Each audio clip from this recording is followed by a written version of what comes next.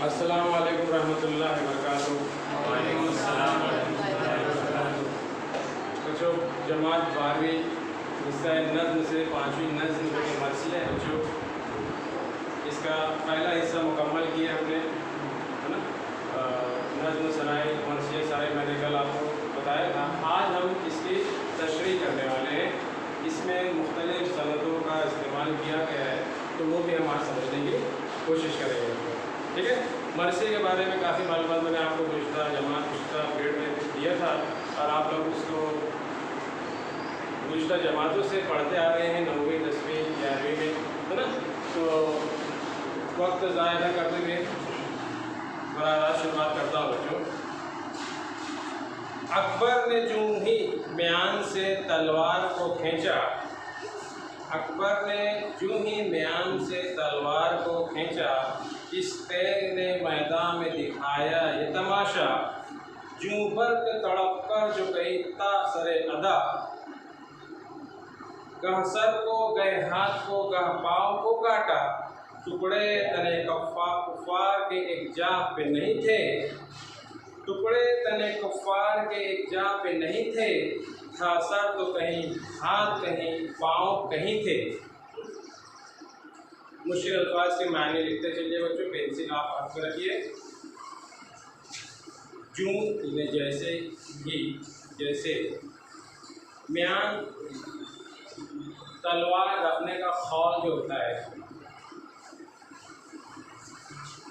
तमाशा खेल जिसको कहते हैं,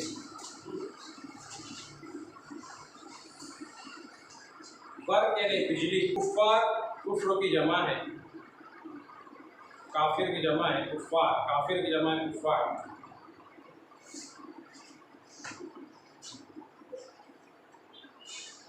हज़रत हुसैन रज़ियल्लाहु ताला के बड़े साहबजादे अली अकबर जैसे ही म्यान से तलवार को निकाला, तो इस तलवार ने मैदान कारज़ात में ये तमाशा, ये खेल दिखाया कि बर्क रफ्तारी से वो तलवार जो दो धारी थी, जो दो नोक वाली तलवार थी, इतनी बर्क रफ्तारी से दुश्मनों के सरों को काटती गई, जिसकी वजह से कभी उनके सर को कभी पाँव को इस तरीके से काटा कि उसके टुकड़े अलग अलग जगह पर बिखरे पड़े थे। कहीं पर सर था, कहीं हाथ था, कहीं पाँव था।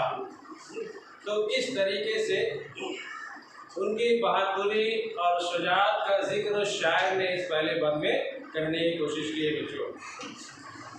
तो इसमें देखिए सनतें कौन सी इस्तेमाल की है। पहला जो शेर है बच्चों, अकबर ने जो है म्यान से तलवार को खींचा, ये तारीखी वाक़े की तरफ इशारा करता है। चनांचे ये सनत तलवी इस्तेमाल हुए है ना, सनत तलवी इसमें है इस शेर में।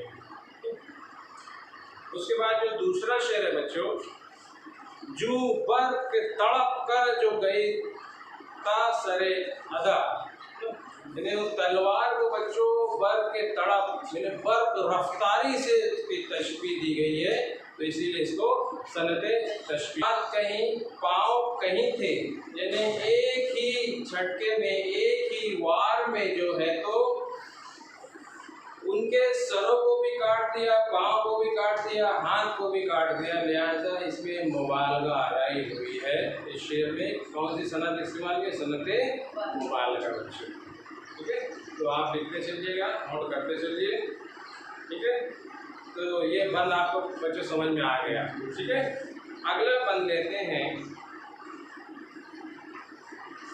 एक जा पे वो तलवार न देती थी दिखाई, जो मर के मुफाजात इधर आई उधर आई, होने लगी जो लश्करे अदा की सफाई, हर तायरे जा करने लगा तन से जुदाई, था शोर के इस तेग से इबरत का महल है, तलवार नहीं ये परे शहबाज अजल है, परे शहबाज अजल है। ठीक, तो मुश्किल अल्फाज के मायने लिखिएगा बच्चों। مرگ مفاجات مطلب اچانک آنے والی موت، مرگ یعنی موت، مفاجات یعنی اچانک اتفاقی موت، محل یعنی مقام، شہباز یعنی بڑا باز جس کو کہتے ہیں، اجل یعنی موت، یعنی یہاں پر موت کا فرشتہ کے اوپر کی طرف اشارہ کیا ہے بچوں، ٹھیک ہے۔ تو دوسرا اس میں بچوں دوسرا جو شعر ہے، ہونے جو لگی، اس میں ذرا درستی کر لیجیے گا، ہونے جو لگی، ایسا لکھو، ہونے لگی جو نہیں ہے، ہونے جو لگی، وہ جو کاٹ دیجیے گا، جو اوپر لکھا ہوا لگی کے بعد میں جو ہے اس کو کاٹ دیجیے گا، لگی سے پہلے جو لگائیے، مطلب ہونے جو لگی،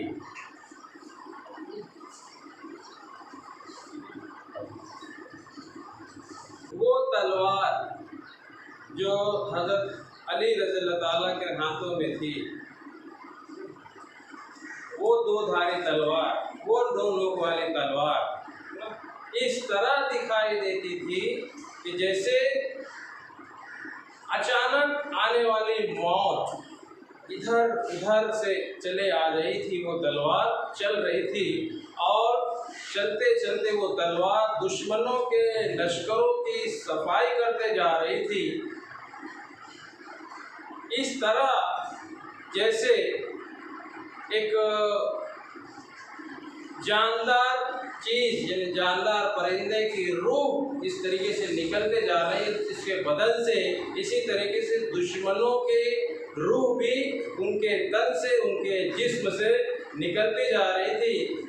اتنا زیادہ ان کے اندر خوف طاری ہو گیا تھا بچوں، اتنی زیادہ ہیبت تھی اس تلوار کی کہ یہ شور مچ گیا تھا دشمنوں میں کہ یہ تلوار نہیں بلکہ ہمارے لیے عبرت کا مقام ہے نا، عبرت کی جگہ ہے کہ یہ جو ہے تلوار ہی نہیں بلکہ ایک موت کا فرشتہ ہے جو کہ اچانک جو تو دشمنوں میں آ گیا ہے۔ تو بچوں اس کے جو پہلا جو شعر ہے جس کو تلوار کو مرگ مفاجات سے تشبیہ دی گئی ہے، یعنی اچانک آنے والی موت، تو اس میں صنعت تشبیہ ہے بچوں اس پہلے شعر میں۔ اور ہر طائر جاں کرنے لگا تن سے جدا، طائر جاں سے اس کو استعارے کی خوبی بیان کی گئی ہے اس شعر میں، دشمنوں کے۔ اور تھا شور کے اس تیغ سے عبرت کا محل ہے، تلوار نہیں یہ پرے شہباز اجل ہے، یعنی ملک الموت کو کس چیز سے استعارہ دیا گیا ہے؟ پرے شہباز اجل، ہے نا، ملک الموت کو شہباز اجل کہا گیا ہے، یعنی موت کے فرشتے سے تعبیر کیا گیا، مطلب اس کو براہ راست تو موت کا فرشتہ کہا گیا اس تلوار کو۔ تو یہاں پر بھی صنعت استعارے خوبی پائی گئی بچوں اس شعر میں۔ جو چلی تیگ دو پہ کر دم تیگ دو دم نے لیا اس صف کے سرے پر، پھر دوسری صف پر جو چلی وہاں سے پلٹ کر، باقی کسی دشمن کے بدن پر نہ رہا سر، گئے تارے میں آلہ پہ گئے فرق لئیں پر، گئے فرق زمین گئے پر سر گاوے زمین پر۔ تو بچوں اس کے مشکل الفاظ کے معنی دیکھ لیتے ہیں۔ دم لینا، دم نے لیا مطلب محاورہ ہے بچوں، دم لینا ہے نا، سرہ مطلب کنارہ، کنارے پر، وہاں مطلب وہاں، وہاں مطلب وہاں، ٹھیک ہے۔ فرق لئیں، فرق مطلب سر، لئیں یعنی لعنت اس پر کی گئی ہے، دوست بدبخت جس کو کہتے ہیں۔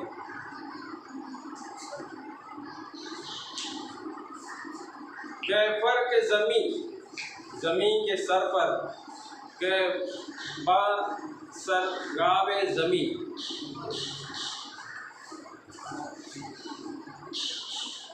تو اس کو بچوں थोड़ा दुरुस्त कर लीजिएगा। पहला जो शेर है इस सब के सिरे पर है ना, सब के सिरे में कर लो, थोड़ी गलती है यहाँ पर, सब के सिरे में,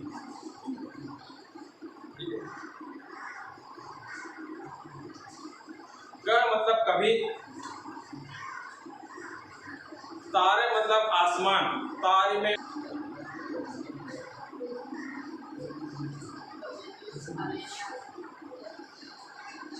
या गावे ज़मीन मतलब कदीम, इसका मानी बच्चे ये लिया गया है कि वो बैल जिसके एक सीम पर ज़मीन रखी हुई है, कदीम मानी हुआ इसका,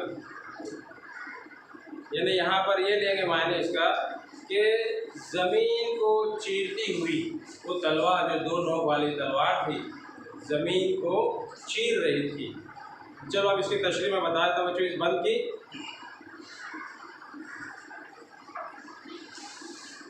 तो दुश्मनों के सफ़ों में जब ये तलवार चली बच्चों, दो नोक वाले जो तलवार थी, शायद उस खूबियों को बयान करते हुए कह रहा है कि इतनी ज़्यादा तेज़ और इतनी ज़्यादा बर्द रफ्तारी से ऐसे चल रही थी वो तलवार कि पूरी सफ़ का जो है तो सफाया कर रही थी, है ना।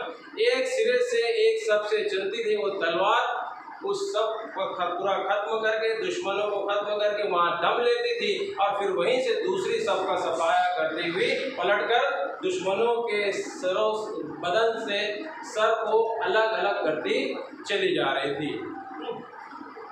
तो उस तलवार की खूबी बयान करते हुए शायर ये कह रहा है कि वो तलवार कभी आसमान पर गुम्बद की तरफ नजर आती थी, ऊंचाई पर नजर आती थी, तो कभी जो है तो वो तलवार दुश्मनों के सरों पर, उन बदबख्तों, उन दोज़खियों पे, उन लोगों के सर पर चलती थी, है ना।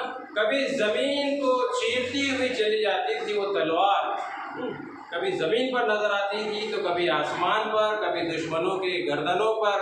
इन्हें इस तरीके से वो तलवार जो तो खौफनाक रूप इख्तियार कर ली थी दुश्मनों पर। अगला शेर ले लेते हैं बच्चों, इसमें सनद नहीं अभी नजर नहीं आ रही, आगे शान की थी शाह के बस खून से हुई लाल, तीरों के लाइनों के तवातुर पे चले भाल, मानिंद ज़िरा थी सिपरे हाथ में गिरबाल थी चश्मे ज़िरा पोश शजाअत के जो यल में, एक दम में गिरफ्तार हुए दाम अजल में। मुश्किल अल्फाज के मायने लीजिएगा बच्चों। अलमास चमकदार हीरा, तिमसाल मतलब मानिंद, मरजान की थी शाख। मरजान बच्चों एक समंदरी कीड़ा है जो समंदर में एक चट्टान बनाता है ना, एक इन्हें चट्टान की शक्ल अख्तियार कर लेता है। वो ऐसा कीड़ा है जो समझ लो कि वो नबातात भी है और पत्थर भी है ना। और समंदर में अगर रहा तो नबातात की शक्ल में इसको परवरिश होती है, यहाँ तक एक पौधा जो है तो चट्टान की शक्ल ले लेता है वो कीड़े की बदौलत। उस कीड़े की वजह से जो और ज़मीन पर अगर आता है तो वो पत्थर का रूप ले लेता है ना। लेकिन समंदर में उसकी परवरिश होते रहती है, तो ये नबातात में भी इसका शुमार होता है और पत्थर में भी इसका शुमार होता है बच्चों, जिसको मूंगा कहते हैं।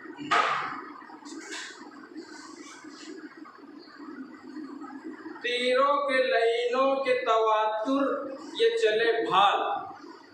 पे को आप ये कर लीजिएगा, दुरुस्त कर लीजिएगा, पे नहीं है बल्कि ये।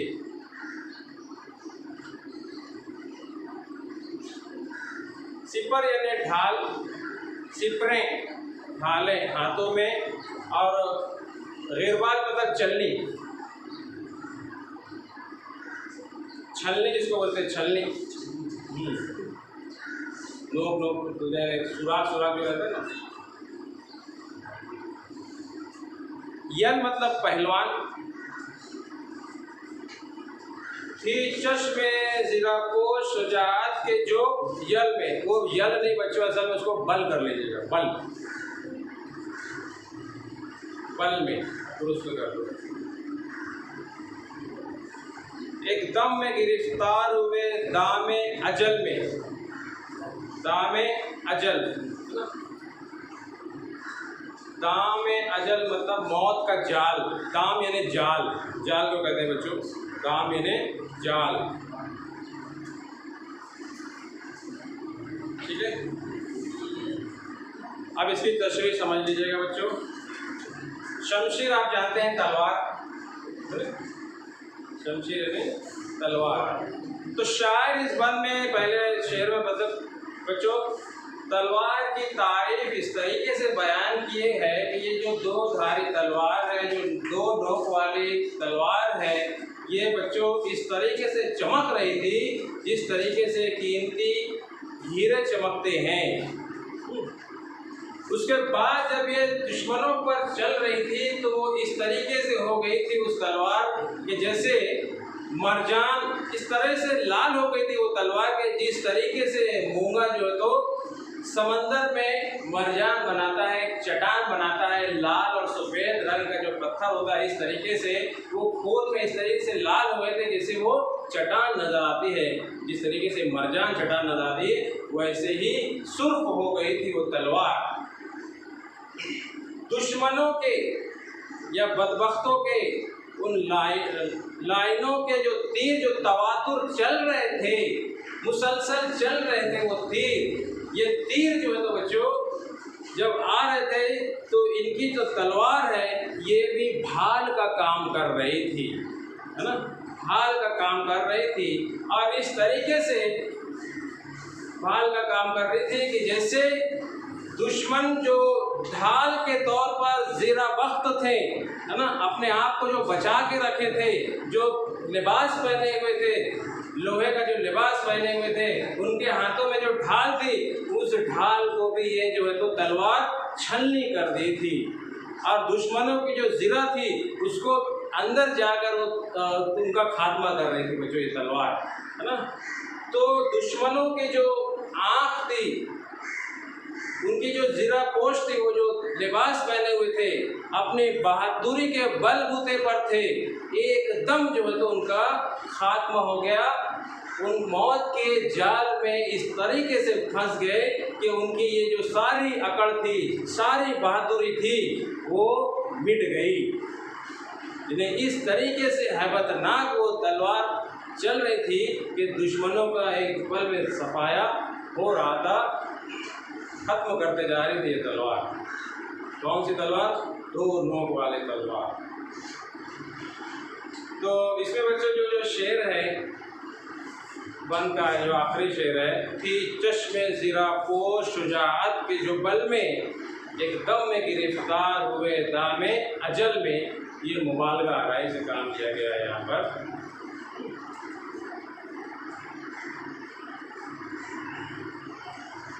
اور دوسری صنعت اس میں یہ ہے، ایک دم میں گرفتار ہوئے دام اجل میں. تجنی سے زائد بھی ہے بچوں، دم دام، ہے نا، دم اور دام. تو یہ تجنی سے زائد ہے، تجنی ناقص کو کہیں گے آپ.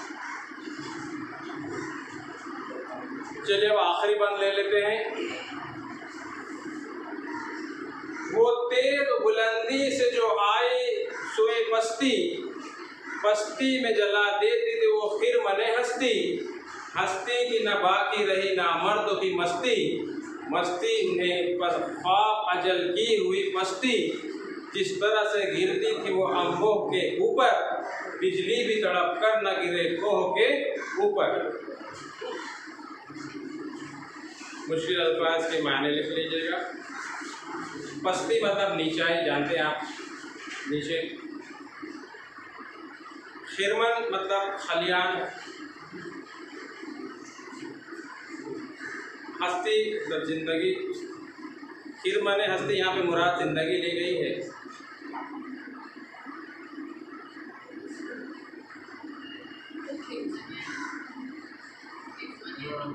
خلیان جو بھوسا رکھا جاتا ہے. مستی مطلب نشہ.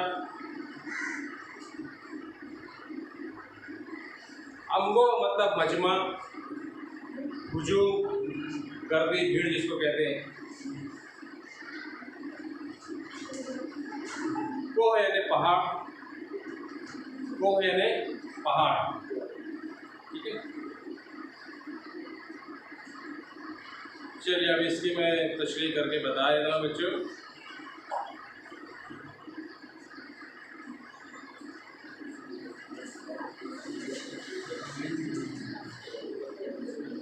हाँ, वो दो धारी वाली तलवार, वो दो नोक वाली तलवार बुलंदी से पस्ती की तरफ आती थी, है ना, ऊंचाई से नीचाई की तरफ आती थी, और वो जो हस्ती थी, वो जो खलियान था, वो जो हुजूम था, वो जो दुश्मन थे, उनका सफाया करते जाती थी, है ना, जिनको ज़िंदगी पर बहुत ज़्यादा मस्ती थी, है ना, ख्वाब था उनका, और वो ख्वाब जो है तो बच्चों बिल्कुल सुस्त रवि से ख़त्म हो गया। मतलब यहाँ पर उनकी जो मौत आई थी बहुत सुस्त रवि से आई, बल्कि और पहले आ जाना था, क्योंकि ये जिनकी जो हस्ती थी, इनकी जो ज़िंदगी थी, ये लोग ज़िंदगी में इस तरीके से मस्त थे कि कुछ नहीं होगा, लेकिन इनकी जो मस्ती थी इस तरीके से ख़त्म हो गई कि इनको ख्वाब में भी नहीं था, बल्कि ये मस्ती उनके ख्वाब में भी नहीं थी, और ये ज़िंदगी जो है तो उनको ये तलवार ने इस तरीके से खात्मा कर दिया कि अगर ये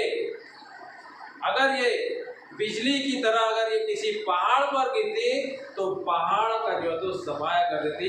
हमने तो बिजली को हमने देखा है ज़मीन पर गिरते किस तरीके से बर्बादी आती है, इसी तरीके से अगर ये पहाड़ पर गिरती है तो न जाने कितनी तबाही आती है। तो यहाँ पर ये जो तलवार थी ऐसे ही दुश्मनों पर गिरी बच्चों।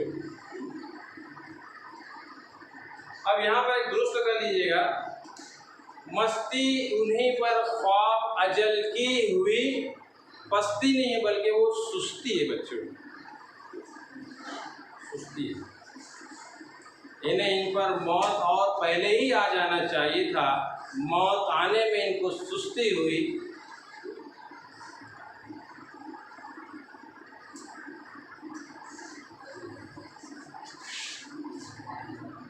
पहला जो शेर है बच्चों इस बंद का, वो तेग बुलंदी से जो आई सोए पस्ती, ये आती नहीं बल्कि आई है बच्चों।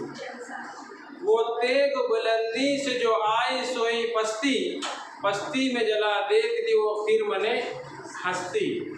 हाँ, अब यहाँ पर बच्चों देखेंगे, आप गौर करेंगे, बुलंदी पस्ती दोनों एक दूसरे के मुतजाद हैं, इसलिए यहाँ पर सनद तजाद है।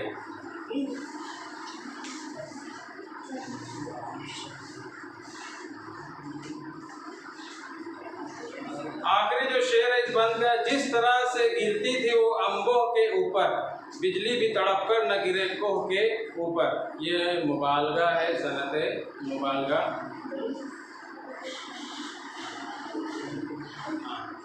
एक खास बात इस बंद में यह है बच्चों कि जो पहला शेर है पस्ती, उसका आखिरी जो लफ्ज़ है पस्ती, उसी लफ्ज़ से दूसरा शेर शुरू हुआ है, पस्ती से ही दूसरा शेर शुरू हुआ है, ठीक है।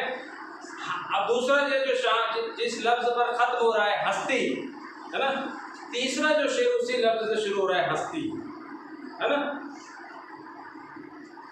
अब ये तीसरा जो लफ्ज़ पे ख़त्म हो रहा है मस्ती, चौथा शेर उसी लफ्ज़ से शुरू हो रहा है मस्ती से। गौर किया आपने, है ना। तो इसको कहा जाता है बच्चों, इस सनद को या इस खूबी को कहा जाता है उर्दू में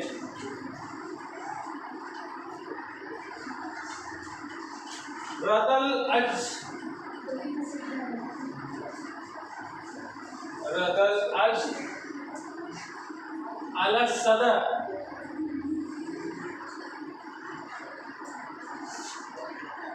रदल अज अला सदर, है ना, ये कहा जाता है। तो यहाँ पर बच्चों ये मरसिया मुकम्मल होता है, ठीक है। चलिए, अल्लाह हाफिज़, अस्सलाम वालेकुम रहमतुल्लाहि व बरकातहू।